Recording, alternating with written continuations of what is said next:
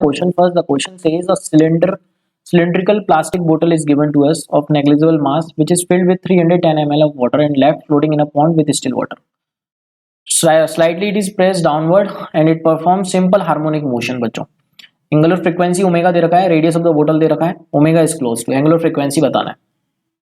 सो बच्चों सपोज ये हमारा फ्लूइड है और इसमें एक सिलिंड्रिकल बोतल फ्लोट कर रहा था और हमने क्या किया, इसको थोड़ा सा डिप कर दिया इस तरीके से. थोड़ा सा इसका अगर मान लेते हैं हम इतना एक्स पार्ट इसका डिप कर दिया, तो जैसे ही हम इसको डिप करेंगे बच्चों, इस पर बायोन्सिक फोर्स ऊपर की तरफ जनरेट होगा जो कि इस बोतल को ऊपर ले जाने की टेंडेंसी करेगा. मतलब हमने इसको थोड़ा सा नीचे स्लाइटली पुश किया तो बायोन्सिक फोर्स की वजह से इसकी टेंडेंसी ऊपर जाने की है बच्चों.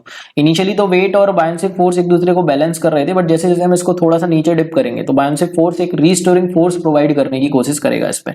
सो बच्चों हम बायोन्सिक फोर्स का एक्सप्रेशन कितना लिखते हैं, लिक्विड की density into volume submerged into जी.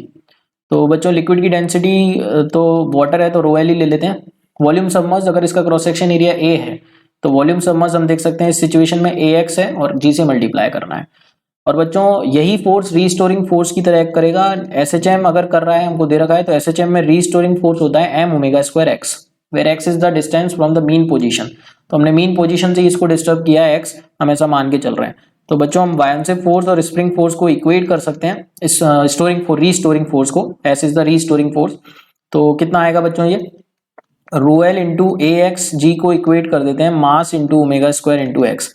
अब बच्चों बोतल का तो नेग्लिजिबल मास दे रखा है, बट इसके अंदर पानी भरा हुआ है. कितना पानी भरा हुआ है, 310 ml के कॉरस्पॉन्डिंग. तो इसको हम इस तरीके से लिख सकते हैं बच्चों, मास को लिख सकते हैं डेंसिटी इंटू वॉल्यूम. वापस से लिक्विड की डेंसिटी आएगी into volume into omega square into x. तो लिक्विड की डेंसिटी तो कट गई बच्चों, सो और एक्स भी कट गया यहाँ पे.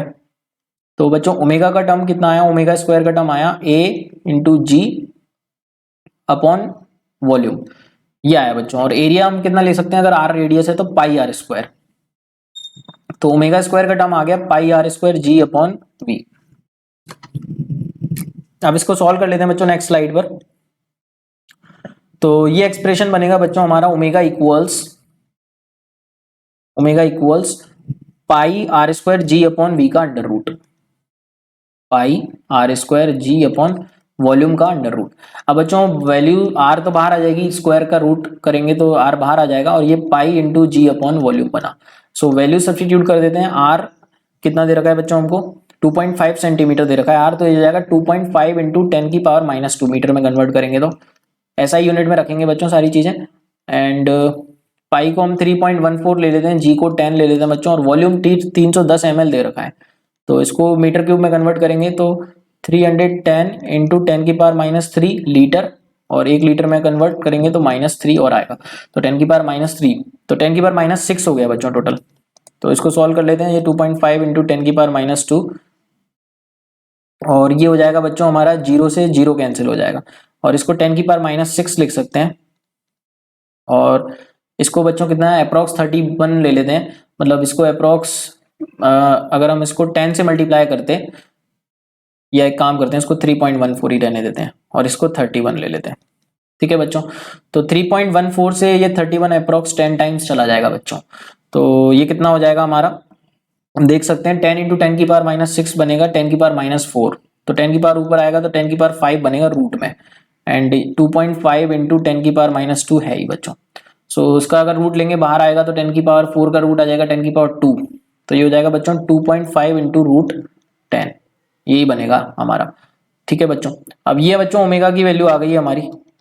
अब यहाँ पर अगर हम ओमेगा की जगह सिंपल फ्रीक्वेंसी निकालें, omega equals to 2 pi F use करते हुए सिंपल फ्रीक्वेंसी निकालेंगे बच्चों, तो कितना आएगा ये फ्रीक्वेंसी हमारा, ये आ जाएगा बच्चों हमारा एफ निकालेंगे तो ओमेगा अपॉन 2 पाई. तो यहाँ पे बच्चों ये कितना हो जाएगा, omega is 2.5 into root 10 divided by 2 into 3.14. So इसको बच्चों हम सॉल्व करेंगे तो ये वैल्यू हम ऑप्शंस देख लेते हैं. ऑप्शंस 1.25 के क्लोज आती है बच्चों ये वैल्यू 1.25. बच्चों ऑप्शंस में यूनिट लेकिन रेडियन पर सेकंड दे रखी है. ठीक है, तो इसकी यूनिट फ्रीक्वेंसी की यूनिट हम यहाँ पर एफ, इसको अगर हमने लिखा तो फ्रीक्वेंसी की यूनिट सेकंड इनवर्स होती है. तो ये सेकंड इनवर्स में आएगा बच्चों आंसर, ओमेगा 2.5 रूट 10 होगा जो कि वो मैच नहीं कर रहा है, तो यहाँ पे एक करेक्शन होना है. ये सेकंड इनवर्स में आएगा एंड 1.25 आएगा answer exactly. I hope you got the answer. Thank you so much and all the very best.